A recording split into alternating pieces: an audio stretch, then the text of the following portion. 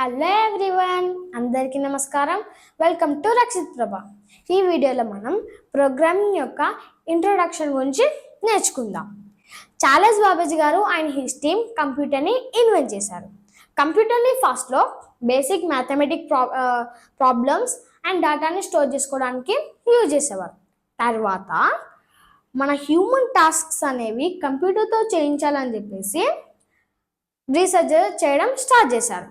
మామూలుగా మనం మన వర్క్ని వేరే వాళ్ళతో చేయించాలనుకున్నప్పుడు మనం ఏం చేస్తాం, వాళ్ళ దగ్గరికి వెళ్ళి మనం మన వర్క్ ఏంటి ఎలా చేయాలి అని చెప్పేసి అతనికి ఇన్స్ట్రక్షన్స్ ఇస్తాం. తర్వాత అతను ఏం చేస్తాడు, మనం ఇచ్చిన ఇన్స్ట్రక్షన్స్ని ఫాలో అయ్యి మన వర్క్ని కంప్లీట్ చేస్తాడు. ఇక్కడ మనం మన వర్క్ని ఇలా కంప్లీట్ చేసుకుంటున్నాం. బట్ ఇక్కడ ఏంటంటే హ్యూమన్ అండ్ కంప్యూటర్, హ్యూమన్ యొక్క టాస్క్స్ అనేవి కంప్యూటర్తోని చేయించాలి. ఇక్కడ హ్యూమన్ టాస్క్స్ని కంప్యూటర్తో చేయించడానికి మనకు ప్రోగ్రామింగ్ని ఇన్వెంట్ చేశారు. ఈ ప్రోగ్రామింగ్లో ఎలా ఉంటుందంటే, మన హ్యూమన్ రాసిన టాస్క్ని ఇన్స్ట్రక్షన్స్ లాగా తీసుకొని దాన్ని సిపియుకి ఇస్తే, ఇక్కడ సిపియు అంటే ఏంటంటే సెంట్రల్ ప్రాసెసింగ్ యూనిట్, దాన్ని సిపియుకి ఇస్తే సిపియు మనకు అవుట్పుట్ ఇస్తుంది. అంటే ఈ సిపియు మన బాడీలో మనకు మైండ్ ఎలాగో ఈ కంప్యూటర్కి సిపియు అలాగా. ఓకే, అండ్ ఇది ప్రోగ్రామింగ్ గురించి.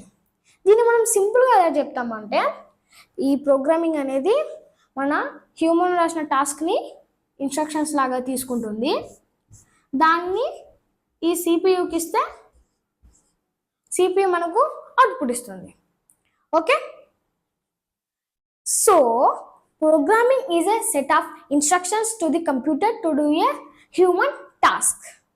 ఓకే, అండ్ ఇక్కడ మనం ఏమంటున్నామంటే ఇన్స్ట్రక్షన్స్ రాయడం అంటున్నాం. అంటే ఈ ఇన్స్ట్రక్షన్స్ రాయడాన్ని మనము కోడింగ్ అంటాం అన్నమాట. కోడింగ్, ఈ కోడింగ్ని రాయడానికి మనము ఒక ప్రోగ్రామింగ్ లాంగ్వేజ్ అనేది యూజ్ చేస్తాం. మనకు ప్రోగ్రామింగ్ లాంగ్వేజెస్ అనేవి చాలా ఉన్నాయి, బట్ మెయిన్గా 3 కేటగిరీస్ ఉన్నాయి. అవి ఏంటంటే లో level programming languages, high level programming languages, middle level programming languages. First లో లెవెల్ ప్రోగ్రామింగ్ లాంగ్వేజెస్ చూద్దాం. నేను ఇక్కడ జస్ట్ లో లెవెల్ అని రాస్తున్నాను, మీరు లో లెవెల్ ప్రోగ్రామింగ్ లాంగ్వేజెస్ అని రాసుకోండి. Okay, computer can only understands JSON once, which is a binary language. Okay, and ఈ లో లెవెల్కి మనకు ఫస్ట్ టైపు వచ్చేసి ఏంటంటే మిషన్ లాంగ్వేజ్. ఇక్కడ మిషన్ అని రాసుకుంటున్నాను. ఈ మిషన్లో మనం కోడ్ ఎలా రాస్తామంటే 0s and 1s రాస్తాం. అంటే మన 0s and 1s రాసేవారు అన్నమాట. దీనికి మనం ఒక టాస్క్ తీసుకున్నాం అనుకోండి, ఒక ఎగ్జాంపుల్కి. అదేంటి అంటే 14 + 6. ఈ 14 + 6, ఇక్కడ ఈ 14, 6 అనే డెసిమల్ నెంబర్స్, అండ్ ఇక్కడ మనకు ప్లస్, ఇది ఒక సింబల్. మనం ఏమని చెప్పుకున్నాం, computer can only understands JSON once. But ఇక్కడ ఏమున్నాయి, మనకు డెసిమల్ నెంబర్స్ ఉన్నాయి ప్లస్ సింబల్ ఉంది. సో అంటే ఇది మనకు కంప్యూటర్కి అర్థం కాదు. మనం ఇక్కడ ఏం చేయాలి అంటే ఈ 14 + 6ని బైనరీలోకి కన్వర్ట్ చేయాలి. ఇప్పుడు దాన్ని బైనరీ డెసిమల్ నెంబర్స్ని బైనరీలోకి ఎలా కన్వర్ట్ చేయాలో చూద్దాం. ఫస్ట్ అండి మనకు వచ్చేసి 14, ఇక్కడ 2 వేసుకొని మనకు 2 7s are 14. అంటే దీన్ని మనం డివైడ్ చేయడానికి 2 7s are 14, రిమైండర్ ఎంత 0. 2 3s are 6, reminder 1. 2 1s are 2, remainder 1.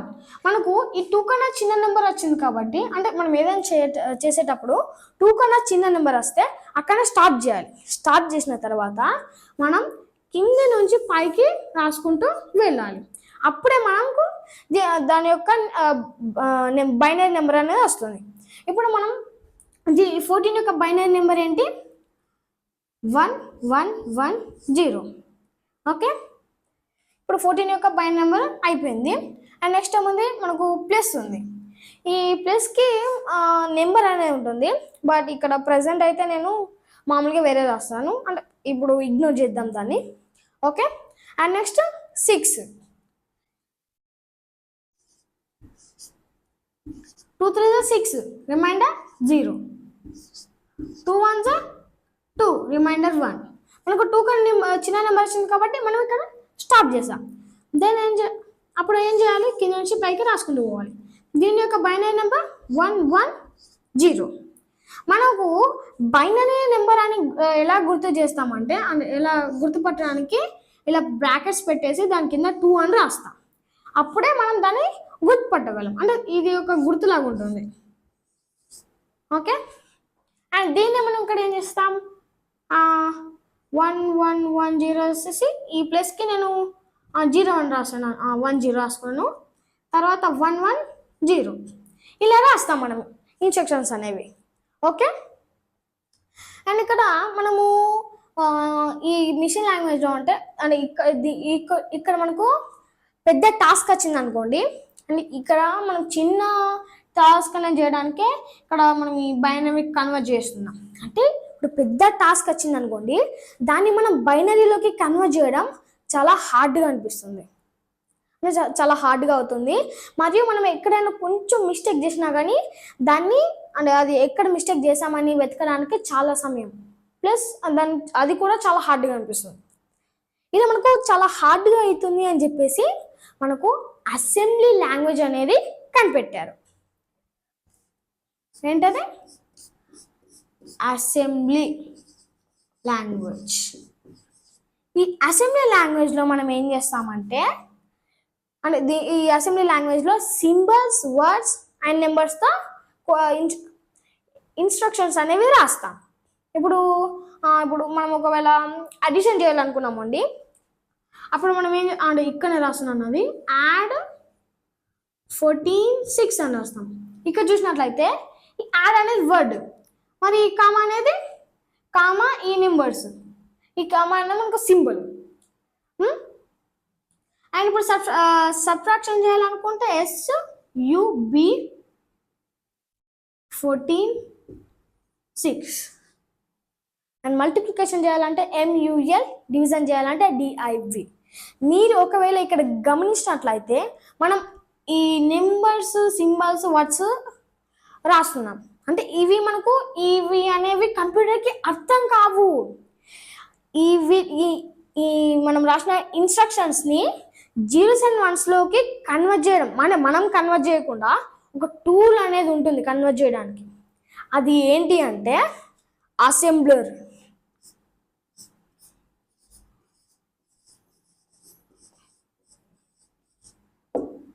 దీని యొక్క పని ఏంటి, మనం రాసిన ఇన్స్ట్రక్షన్స్ని 0s and 1sలోకి కన్వర్ట్ చేయడం. ఇది అసెంబ్లీ యొక్క పని. ఓకే. అండ్ దీంట్లో కూడా మనకు పెద్ద టాస్క్ వచ్చినప్పుడు దీన్ని 0s and 1sలోకి కన్వర్ట్ చేయడం అంటే ఇది కూడా మనకు చాలా హార్డ్గా అవుతుంది. మీన్స్ అంటే మొత్తానికైతే మనకు లో లెవెల్ ప్రోగ్రామింగ్ లాంగ్వేజ్ అనేది ఒక హెడ్ఏక్ లాగా, అంటే చాలా హార్డ్గా అనిపిస్తుంది అది. సో ఇలా చాలా హార్డ్గా అనిపిస్తుంది అని చెప్పేసి మనకు హై లెవెల్ ప్రోగ్రామింగ్ లాంగ్వేజ్ అనేది ఇన్వెంట్ చేశారు, అంటే కనిపెట్టారు.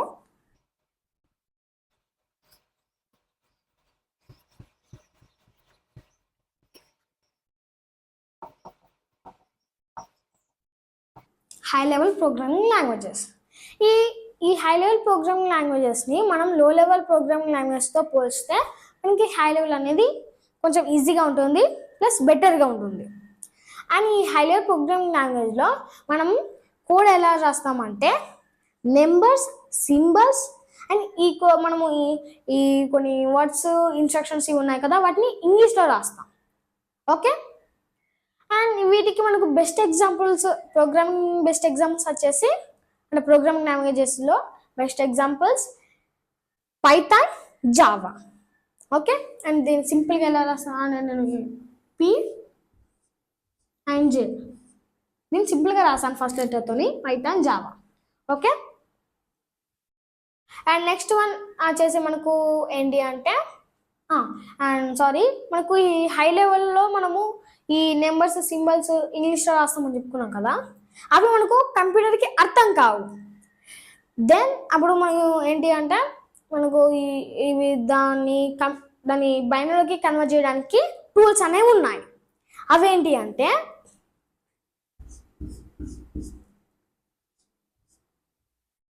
ఫస్ట్ వన్ వచ్చేసి compiler.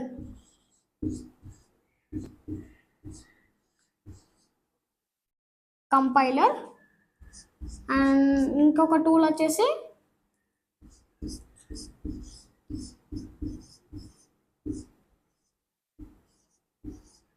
interpreter. Now let's discuss about the difference between compiler and interpreter.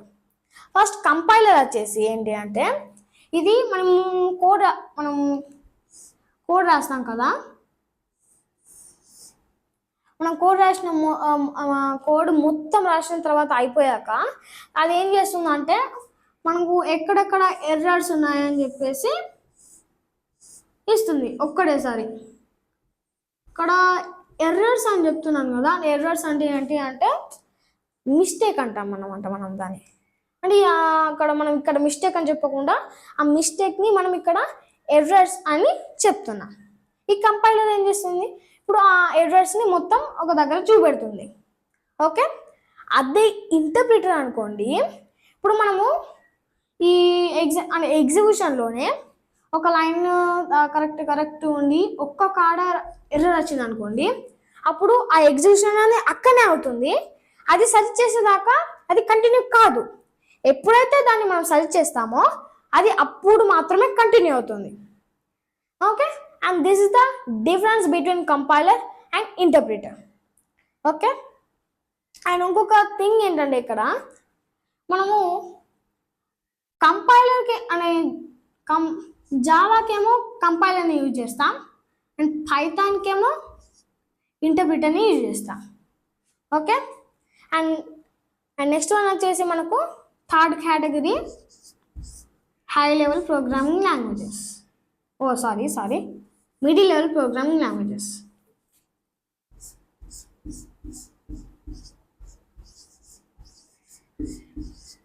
Middle level, ఈ మిడిల్ లెవెల్ ప్రోగ్రామింగ్ లాంగ్వేజెస్ అనేది అంటే దీన్ని మనం హై లెవెల్ ప్రోగ్రామింగ్ లాంగ్వేజెస్గా వాడచ్చు అండ్ లో లెవెల్ ప్రోగ్రామింగ్ లాంగ్వేజెస్గా వాడచ్చు.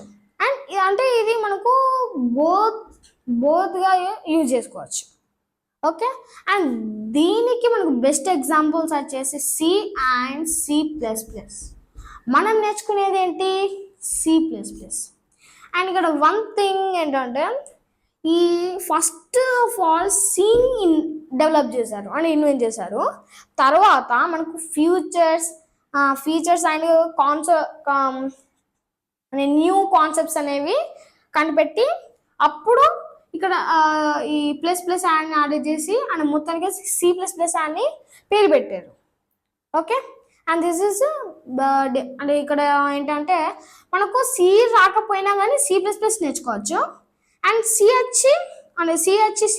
నేర్చుకున్నా కానీ మనకు ఈ C++ అనేది ఈజీగా ఉంటుంది. ఓకే, అండ్ నా వీడియోస్ అనేవి మీ ఫ్రెండ్స్కి కానీ మీకు తెలిసిన వాళ్ళకి కానీ షేర్ చేయండి. అండ్ మన ఛానల్ని సబ్స్క్రైబ్ చేయకపోతే ఇప్పుడే సబ్స్క్రైబ్ చేయండి. And will see you next video. Jai Hind.